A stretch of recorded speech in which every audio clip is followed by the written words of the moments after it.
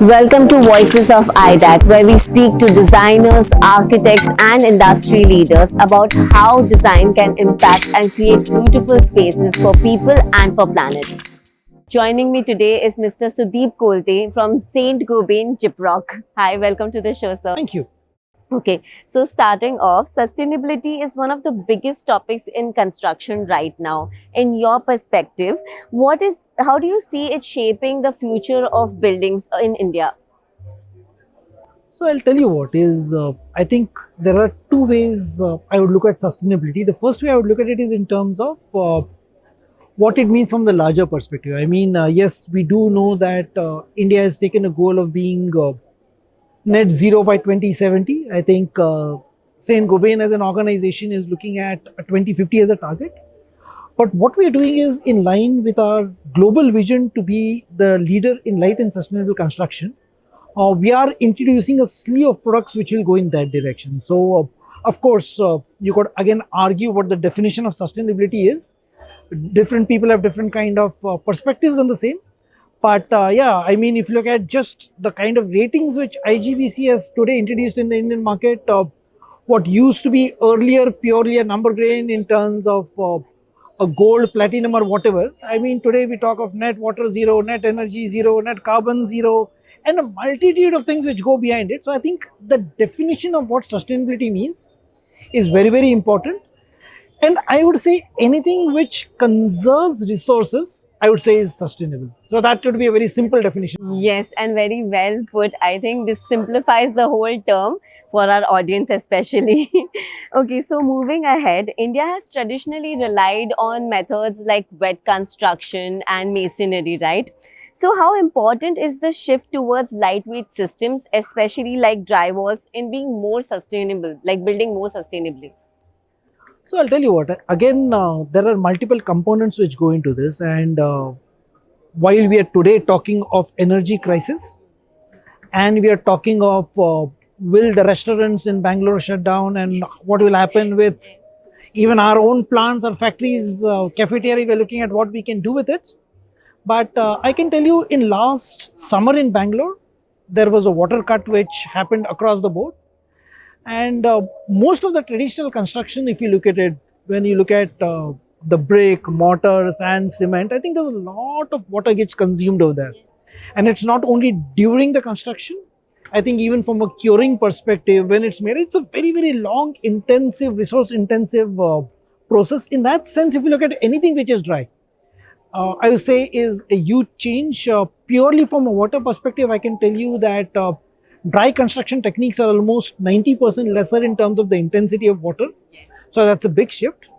And having said that, I think there is a multitude which goes under light. I mean, light could be looked at in multiple angles. But right from the fact you refer to drywall systems, there is glass. You could argue to a certain extent, even the block construction which happens is actually light in nature. So it's not purely about plasterboard and gypsum. But the big impact which comes over there is the foundation. So the load which goes and the amount of steel which gets in the foundation, and along with that the energy which is consumed, I think it's a whole cycle which I don't know whether we are looking at it end to end. And what I can tell you is for us, whenever we look at any big project, we actually give our carbon emissions with our design solution.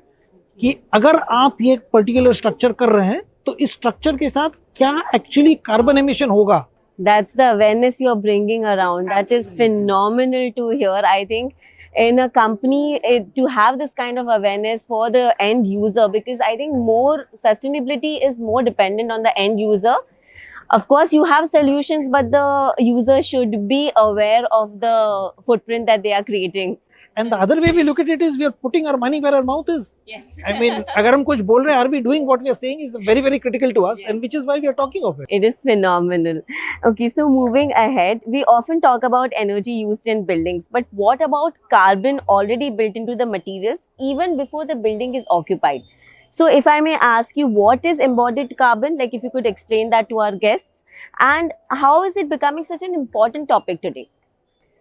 So I think there are two components which go very broadly. You're absolutely right. One is in terms of what goes in making a structure. So if you're say making a plaster board, so how much of carbon is used in making a plaster board is what is called as embodied carbon. Of course, you could get into a more technical description in terms of A1, A2. We'll not go down that path for our audience. But that apart, I can tell you it's equally important to look at what happens from a operational perspective. क्योंकि building बनती है 1 साल 2 साल 3 साल में, it's then used for n number of years. So I think both are equally important. Today, if you look at it, most of the carbon discussions actually happen from what will happen to my energy bill. Very important, very critical.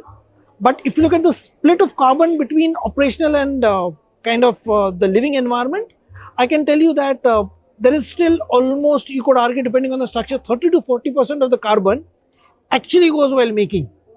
Wow, तो आप that's उसमें big a number. it's Yes. big. तो आप cement डाले हो, steel डाले हो, all these are very very carbon intensive materials Yes. which are getting used in making a structure.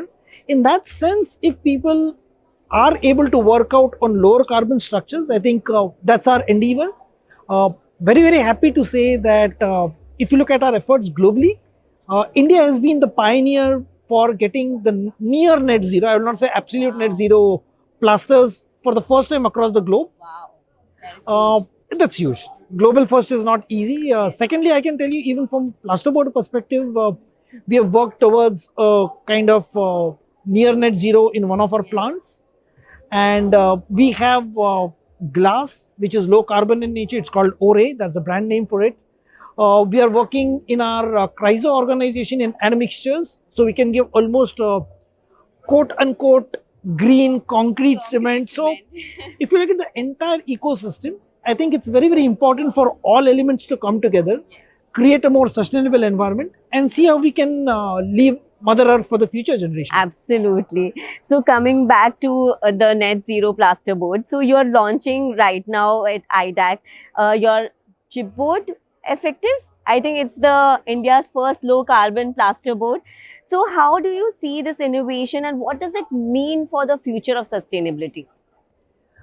So I'll tell you what is one biomass. There are near net zero plasterboards across the globe, but biomass based first across the globe again. Okay. No one else has done it in the world.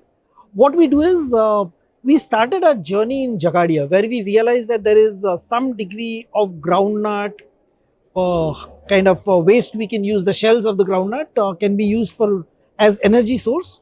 We took inspiration from that, and the big leap of faith came when we set up our Vizag plant in 2022. And once the plant was set up, we said, can we create a energy structure consumed in the plant which is purely biomass based?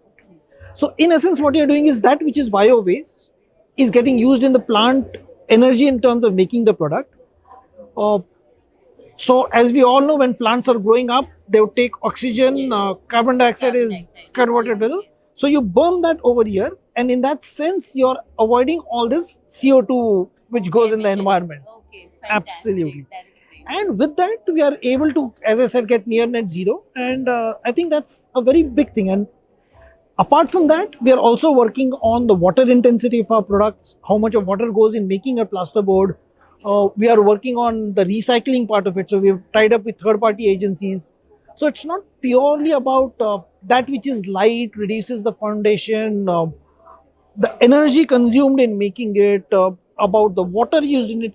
We are trying to make sure that each and every aspect which we can touch upon, we do it in pure letter and spirit to be the leader in light and sustainable construction in India. That's our aspiration. Fantastic. Good to know. So now I'm going to just ask a quick question to you.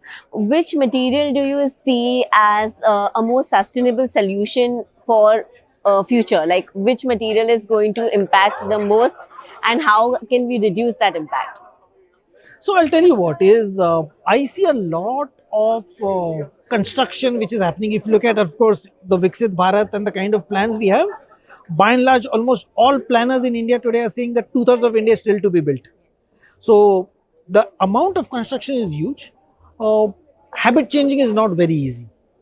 So I would say that how do we work on solutions which will talk to the today's cement steel structures?